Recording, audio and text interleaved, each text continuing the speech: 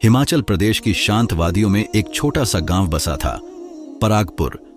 यह गांव अपनी प्राकृतिक सुंदरता और शांत वातावरण के लिए जाना जाता था। यहाँ के पहाड़ बर्फ की सफेद चादर ओढ़े हुए थे और नीले आकाश के नीचे सब कुछ एक अद्भुत सपने जैसा लगता था। इस गांव में 22 साल का एक युवक रहता था जिसका नाम अर्जुन था। अर्जुन अपनी आकर्षक व्यक्तित्व और दिलेरी के लिए पूरे इलाके में मशहूर था। 6 फुट ऊंचा कद, मजबूत शरीर और तीखी नजरें उसे देखने वाले एक पल के लिए ठहर जाते थे। जब वह चलता तो सबकी निगाहें उस पर टिक जाती थीं। उसकी मर्दाना आकर्षण के साथ एक भीनी खुशबू जुड़ी हुई थी जो किसी के भी दिल को बेताब कर देती थी। पूरे गांव में वह सुंदर होने के साथ साथ थोड़ा बेपरवाह भी माना जाता था। वह आसानी से किसी पर ध्यान नहीं देता था, लेकिन जहां से भी गुजरता युवतियां उसे देखकर आहें भरतीं और सोचतीं कि कौन भाग्यशाली होगी जो इस युवक की जीवन साथी बनेगी। अर्जुन बहुत साहसी था और किसी भी खतरे से नहीं डरता था। वह सिर्फ एक नाम नहीं बल्कि एक किंवदंती था। परागपुर के पास ही एक घना जंगल था जिसके बारे में अफवाह थी कि वहां पर आत्माओं का वास है। किसी में इतनी हिम्मत नहीं थी कि वह उस जंगल में अकेले जाए। एक दिन अर्जुन अपने दोस्तों के साथ बैठा हुआ था जब उसके एक दोस्त कर्ण ने चुनौती दी, अर्जुन, तुम हमेशा अपनी बहादुरी की बातें करते हो और कहते हो कि तुम्हें किसी से डर नहीं लगता, तो एक रात उस जंगल में बिताकर दिखाओ, तभी मैं मानूंगा कि तुम सच बोल रहे हो। अर्जुन सुनकर मुस्कुराया। ठीक है, मैं एक रात वहां गुजार लूंगा, लेकिन बदले में मुझे तुम्हारा नया स्पोर्ट्स बाइक चाहिए। वह काफी समय से कर्ण से उसकी पसंदीदा बाइक मांग रहा था, जिसे कर्ण देने को तैयार नहीं था। आज अर्जुन के लिए एक अच्छा मौका था। कर्ण हंसा। अगर तुम जिंदा वापस लौटने में कामयाब हो गए तो मुझे वह बाइक देने में कोई दिक्कत नहीं है, लेकिन तुम्हारा जिंदा वापस आना जरूरी है। गांव में उस जंगल के बारे में कई डरावनी कहानियां फैली हुई थीं। कहा जाता था कि जो भी उस जंगल में जाता है उसे आत्माएं अपने साथ ले जाती हैं या वहीं मार देती हैं। गांव के एक बुजुर्ग ने वहां एक बहुत ही खूबसूरत महिला को देखा था, लेकिन फिर उसका चेहरा भयानक रूप में बदल गया और वह एक डरावनी चुड़ैल बन गई। वह बुजुर्ग किसी तरह भागकर वहां से निकला, लेकिन गांव पहुंचकर जैसे ही उसने लोगों को उस औरत के बारे में बताया, उसे दिल का दौरा पड़ा और वह वहीं मर गया। उसके बाद किसी ने भी उस जंगल में जाने की हिम्मत नहीं की थी। अर्जुन भी यह कहानियां सुनता रहता था, लेकिन वह हमेशा अपनी ही धुन में रहता था। रात के 10 बजे थे। वह अपने दोस्तों के साथ जंगल के किनारे पर जाकर खड़ा हो गया। मेरी मानो तो मत जाओ, विक्रम ने उसका हाथ पकड़ लिया। वह बहुत डरा हुआ लग रहा था। अब तो बात मेरी मर्दानगी पर आ गई है। अर्जुन ने उसकी आंखों में देखते हुए दृढ़ता से कहा, तुम्हें घबराने की जरूरत नहीं है। मैं तुमसे वादा करता हूं कि जिंदा वापस आऊंगा, और वैसे भी ये आत्माएं मेरा क्या बिगाड़ लेंगी। मैं किसी से नहीं डरता। वह ऊंची आवाज में चिल्ला रहा था, जैसे जंगल में रहने वाली आत्माओं को ललकार रहा हो। उसके दोस्तों ने उसकी पीठ थपथपाई और गांव की तरफ लौट गए। अब वह वहां अकेला खड़ा था। वह मजबूत इरादे वाला था, लेकिन फिर भी उसका दिल एक पल के लिए धड़का। जैसे ही उसने जंगल की सीमा में कदम रखा, पायल की झनकार सुनाई दी। वह सतर्क हो गया और अपनी तेज नजरों से चारों ओर देखने लगा। दूर दूर तक अंधेरा छाया हुआ था। जानवरों की गुर्राहट की आवाजें भी आ रही थीं। उनसे मुकाबला करने के लिए वह अपने साथ एक मजबूत लाठी भी लाया था। उसका एक दोस्त रवि जंगल से थोड़ी दूरी पर रुक गया था ताकि उस पर नजर रख सके। कहीं ऐसा न हो कि अर्जुन सुबह होते ही जंगल से भाग आए। उसे चलते हुए थोड़ी ही देर हुई थी कि उसे अपने नाम की पुकार सुनाई दी।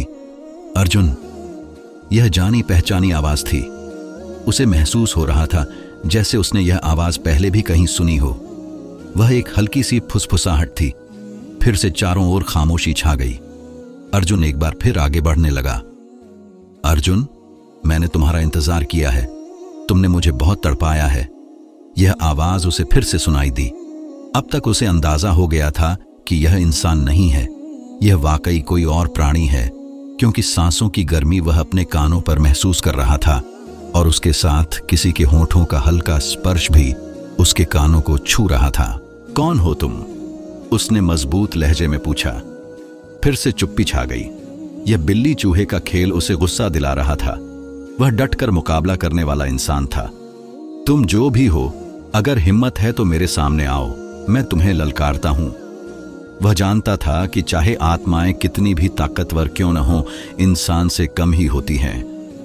अचानक एक हल्का नीला धुआं उसके चारों तरफ घूमने लगा। अर्जुन का सिर चकराने लगा। वह फिर से ऊंची आवाज में चिल्लाया, मैं कह रहा हूं जो भी है मेरे सामने आ।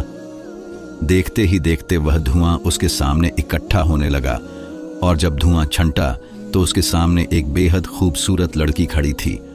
उसके लंबे काले बाल हवा में लहरा रहे थे। उसकी खूबसूरत नीली आंखों की चमक ऐसी थी जैसे रात के तारे उतर आए हों। उसकी लंबी घनी पलकों की छाया उसके गालों पर पड़ रही थी। उसके खूबसूरत तराशे हुए होठों पर एक प्यारी सी मुस्कान फैली हुई थी। मैंने तुम्हारा बहुत इंतजार किया, आखिरकार तुम आ ही गए। उसकी आवाज सुनकर अर्जुन जल्दी से होश में आया। अर्जुन, जिसे यकीन था कि वह कभी भी किसी लड़की की मोहब्बत में नहीं पड़ेगा, सामने खड़ी उस लड़की का हुस्न देखकर अपना दिल हाथ से फिसलता महसूस कर रहा था। एक बार उसने अपने दोस्तों से मजाक में कहा था कि वह उसी लड़की से शादी करेगा जिसे देखकर पहली नजर में प्यार हो जाए और दिल को सुकून मिल जाए। सामने खड़ी उस रहस्यमयी लड़की को देखकर सच में उसके दिल को सुकून मिल गया था। जैसे ही वह लड़की उसकी तरफ बढ़ी, अर्जुन पीछे हट गया। दूर रहो मुझसे, बताओ तुम कौन हो? मैं एक वन परी हूं, सदियों से अपने समुदाय के साथ इस जंगल में रह रही थी, मगर कुछ महीने पहले मेरा समुदाय अपनी दुनिया में चला गया। तुम उनके साथ क्यों नहीं गई? अर्जुन ने सहजता से सवाल किया। मैं तुम्हारा इंतजार कर रही थी, मुझे यकीन था कि तुम एक दिन वापस यहां जरूर आओगे। अब अर्जुन हैरान रह गया। तुम मेरा इंतजार क्यों कर रही थी? क्योंकि तुम ही वह इंसान हो जो मुझे इस जगह से आजाद कर सकता है। उसकी आंखों में आंसू भर आए थे। अर्जुन को भी अपना दिल डूबता हुआ महसूस हुआ। मैंने तुम्हारे लिए बहुत बड़ी कुर्बानी दी है और हमेशा तुम्हारे लिए कुर्बानी देने के लिए तैयार हूं। मुझे सिर्फ और सिर्फ तुम्हारा साथ चाहिए। मुझसे वादा करो कि तुम मेरा साथ दोगे। ये कहते हुए वह उसकी ओर बढ़ने लगी। अर्जुन तेजी से पीछे हट गया। यह मुमकिन नहीं है, तुम एक वन परी हो, मैं इंसान हूं। तुम्हारा संसार अलग है, मेरा अलग, हम दोनों का कोई मेल नहीं। वह खामोशी से अर्जुन की बातें सुनती रही। तुम अपने दिल से कैसे नजरें फेरोगे? तुम यहां से चले तो जाओगे, लेकिन मुझे कभी भूल नहीं पाओगे। तुम्हारा दिल हर पल मेरे लिए तड़पेगा। यह सुनकर अर्जुन मुस्कुराया। मैं एक मजबूत इरादों वाला इंसान हूं, मुझे अपने दिल पर काबू है। तुम्हारी बातें और तुम्हारा हुस्न मुझे थोड़ी देर के लिए तो मोहित कर सकते हैं, लेकिन मुझ पर हावी नहीं हो सकते। उसके लहजे में आत्मविश्वास था। मेरे प्रिय, मेरी दुआ है कि तुम्हारा यह आत्मविश्वास हमेशा बना रहे, मगर मैं भी कोई मामूली वनपरी नहीं हूं। मुझे अपने रूप पर गर्व है, तुम मेरी तरफ जरूर लौटोगे। वह उसकी बातों पर मुस्कुराता हुआ वहां से बाहर निकल गया। उसका दोस्त, जिसने उसके साथ शर्त लगाई थी, जब अर्जुन को जंगल से बाहर आता देखा तो उसका मजाक उड़ाने लगा, मगर अर्जुन ने उसकी बातों पर कोई ध्यान नहीं दिया, क्योंकि अभी उसका खुद का दिल परेशान था। वह घर आया और सोने के लिए लेट गया। पूरी रात करवटें बदलता रहा, लेकिन एक पल के लिए भी उसे नींद नहीं आई। हर बार वही वनपरी का चेहरा उसकी आंखों के सामने आ जाता था। सुबह जल्दी उठकर वह मंदिर की तरफ चल दिया। उसे पता था कि गांव के पुजारी ही उसकी मुश्किल को हल कर सकते हैं। नमाज के बाद वह चुपचाप मंदिर की सीढ़ियों पर जाकर बैठ गया। एक ज्ञानी वृद्ध जो वहां से गुजर रहे थे, जब उन्होंने अर्जुन को परेशान देखा तो उसके पास आ गए। उन्होंने अर्जुन से पूछा, बेटा, इतना परेशान क्यों हो? क्या बात है? क्या बताऊं बाबा जी? एक अजीब सा वाकया पेश आया है और अब वह वाकया सिर दर्द बन गया है। वह बहुत परेशान नजर आ रहा था। बाबा जी के दोबारा पूछने पर उसने उन्हें सारी बात बता दी। वह थोड़ी देर के लिए चुप हो गए, फिर बोले, दोबारा उस जंगल में मत जाना। अगर तुम दूसरी बार गए तो तुम उसकी माया जाल में फंस जाओगे। वनपरियों के जादू में बहुत ताकत होती है। उस वनपरी ने तुम पर जादू कर दिया है। तुम ऐसा करो, ये जगह छोड़कर थोड़े समय के लिए कहीं और चले जाओ। जब माहौल बदलेगा तो तुम भी सुकून महसूस करोगे। और यह वाकया भूल जाओगे। उसे बाबा जी की सलाह पसंद आई। उसी शाम वह अपनी मां से इजाजत लेकर कुछ दिनों के लिए गांव से बाहर चला गया, मगर वहां भी उसके दिल को एक पल के लिए भी चैन नसीब नहीं हो रहा था। वह जहां कहीं भी जाता उसे वही लड़की नजर आती थी। उसकी बातें उसके दिमाग में घूमती रहती थीं। उसने मुझसे आजादी क्यों मांगी? मैं उसे कैसे आजाद कर सकता हूं? उसने मुझे पहले कहां देखा था? क्या वह वाकई अपने समुदाय के बजाय मेरी वजह से इस जंगल में रुक गई थी? उसके मन में हर वक्त यही सवाल चलते रहते थे। वह यह भी जानता था कि इन सवालों का जवाब सिर्फ उस वन परी के पास है। उसने खुद को रोकने की बहुत कोशिश की, मगर अपनी इस कोशिश में कामयाब न हो सका। 3 दिनों के बाद वह फिर से उस जंगल के सामने खड़ा था। जैसे ही वह वहां पहुंचा, एक बहुत ही मनमोहक खुशबू ने उसका स्वागत किया। वह चमेली के फूलों की खुशबू थी। उसे एहसास हो गया था कि वन परी उसके आसपास ही मौजूद है, मगर वह यह भी जानता था कि वह जंगल से बाहर नहीं निकल सकती। जैसे ही वह उस पुरानी जगह पर पहुंचा, उसे वन परी की आवाज सुनाई दी। मुझे पता था कि तुम लौटकर जरूर आओगे। यह मत समझना कि मैं तुम्हारी मोहब्बत के पीछे पागल होकर यहां आया हूं। मुझे तुमसे कुछ सवाल पूछने हैं। यह सुनकर वह वन परी हंसने लगी। उसकी हंसी भी बहुत प्यारी थी। तुम बहुत मजबूत और ताकतवर नजर आते हो, लेकिन तुम्हारे अंदर भी एक छोटा सा बच्चा मौजूद है। अर्जुन को उसकी यह बात अच्छी नहीं लगी। मेरे बारे में सोचने के बजाय मुझे यह बताओ कि तुम यहां क्यों रुक गई हो और तुमने मुझे कहां पर देखा था? आज से 5 साल पहले मैं आजाद थी। जहां दिल करता था चली जाती थी, जिससे दिल करता था मिल लेती थी। मैं सिर्फ इस जंगल में ही नहीं घूमती थी, बल्कि तुम्हारे गांव का भी चक्कर लगाती रहती थी। मुझे गांव के लोग बहुत पसंद थे, क्योंकि वे एक दूसरे का बहुत ख्याल रखते थे। कभी कभी मेरा दिल करता था कि मैं गांव में जाकर बस जाऊं, मगर वहां कुछ जादूगर भी मौजूद थे। अगर मैं वहां रुकती तो वे मुझे पहचान लेते और मुझे कैद कर लेते। इसीलिए मैं एहतियात बरतती थी। एक शाम जब मैं तुम्हारे गांव के ऊपर से गुजर रही थी, तो मेरी नजर तुम पर पड़ी। तुम अपने दोस्तों के साथ कहीं जाने के लिए तैयार हो रहे थे। मैंने तुम्हें सिर्फ एक नजर देखा और मैं तुम्हारी दीवानी हो गई। ऐसा नहीं था कि मैंने पहले कभी खूबसूरती नहीं देखी थी, लेकिन तुम में एक अजीब सी कशिश थी और तुम्हारा दिल मुझे बार बार तुम्हारी तरफ खींच रहा था। उसी वक्त वहां एक जादूगर आ गया था, जिससे बचने के लिए मैं भागकर जंगल आ गई और सोचा कि फिर से तुम्हारे पास जाऊंगी। मुझसे गलती यह हो गई थी कि मैंने अपनी बड़ी बहन को तुम्हारे बारे में बता दिया। मेरी बात सुनकर वह गुस्से में आ गई। उन्हें मेरी मोहब्बत की आग जलती हुई नजर आ रही थी, इसलिए उन्होंने मुझे कैद कर दिया। कुछ ही सालों बाद उन्होंने मुझे अपने साथ अपनी दुनिया में चलने के लिए कहा, मगर मैंने इनकार कर दिया। तब वे मुझे यहां पर कैद कर गए। उन्होंने मुझे श्राप दिया था कि मैं उस वक्त तक आजाद नहीं हो सकती जब तक वही इंसान मुझसे मोहब्बत का इकरार न कर ले जिससे मैंने मोहब्बत की थी, और वह इंसान तुम ही हो।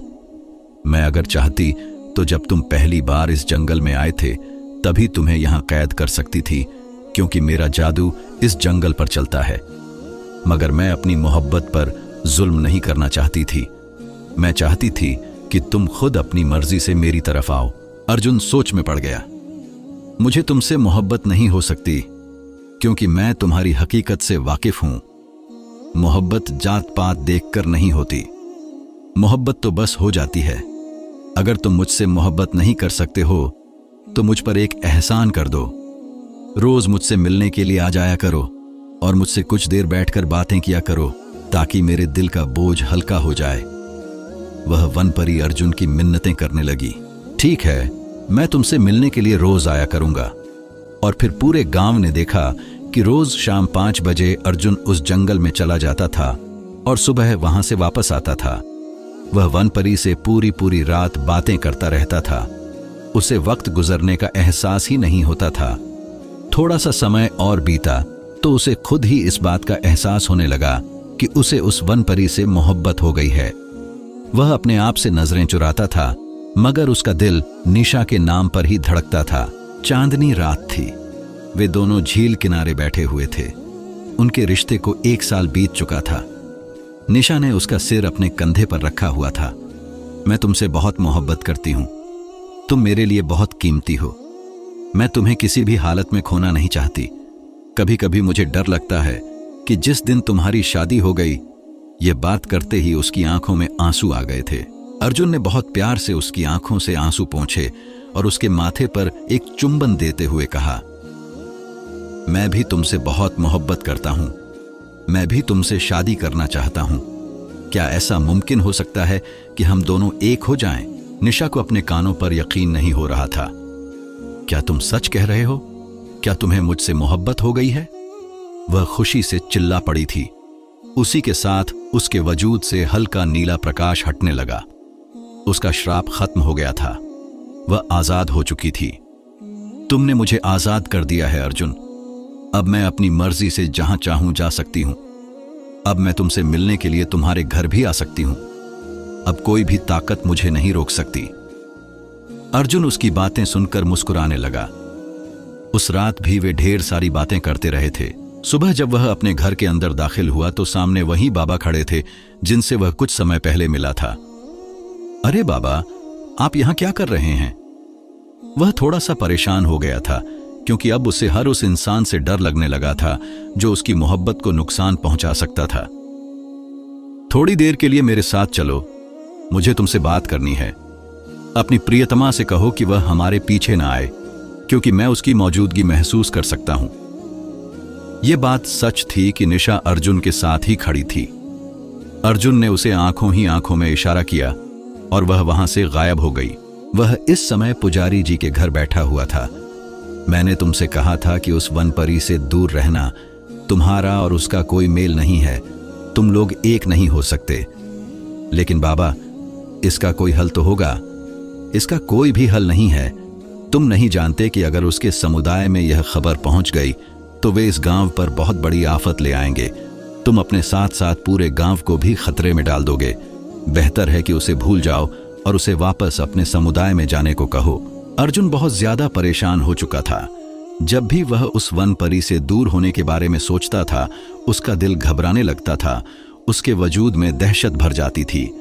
यह बात सिर्फ वही और उसका ईश्वर जानता था कि उसने कितनी मुश्किल से निशा के बिना वह 3 दिन गुजारे थे। उन 3 दिनों में भी वह हर एक लम्हा उसी के लिए तड़पा था। उसने हर पल उसी को याद किया था। बाबा जान, अब ऐसा मुमकिन नहीं हो सकता।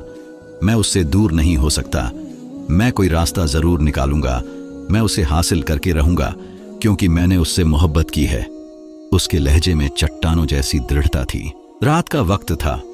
वह छत पर बैठा हुआ था और उसी बारे में सोच रहा था जब निशा की खुशबू उसे एक बार फिर से महसूस होने लगी। वह उसके आसपास ही मौजूद थी। थोड़ी ही देर के बाद वह उसके सामने प्रकट हुई और उसके कंधे पर सिर रखकर बैठ गई। चांद अपने पूरे यौवन पर था और वे दोनों दुनिया से अलग होकर एक दूसरे की दुनिया में मग्न थे। तुम मुझे कभी छोड़ोगे तो नहीं? निशा ने उसके हाथों पर हाथ रखते हुए उसे सवाल किया। मैं मर जाऊंगा, लेकिन कभी भी तुम्हें खुद से जुदा नहीं करूंगा। तुम मेरे वजूद का हिस्सा बन गई हो। तुम मेरी रूह में उतर गई हो। अगर तुम्हें खुद से दूर किया तो मैं भी मर जाऊंगा। मुझे कभी कभी डर लगता है। मैं तुम्हें खोना नहीं चाहती हूं। यह कहकर निशा रोने लगी। तुम जानती भी हो कि तुम्हारे आंसू मुझे तकलीफ देते हैं। क्यों मेरे दिल को जख्मी करती हो? मैं बहुत बेबस हूं। जब भी तुमसे दूर जाने के बारे में सोचती हूं तो रोना आ जाता है। मैं तुम्हें बेहिसाब चाहती हूं, नहीं खो सकती तुम्हें। मुझे कोई ऐसा तरीका बताओ जिससे हम दोनों एक हो जाएं। इसके लिए तुम्हारा इंसान बनना जरूरी है। अर्जुन ने उससे नजरें चुराते हुए कहा था। अगर आपको आज की हमारी कहानी पसंद आई है तो इसे लाइक कीजिए और अपने प्यारों के साथ शेयर कीजिए। और हाँ, अगर आपने अभी तक हमारा चैनल सब्सक्राइब नहीं किया तो जरूर कीजिए। मिलते हैं कल एक नई और दिलचस्प कहानी के साथ।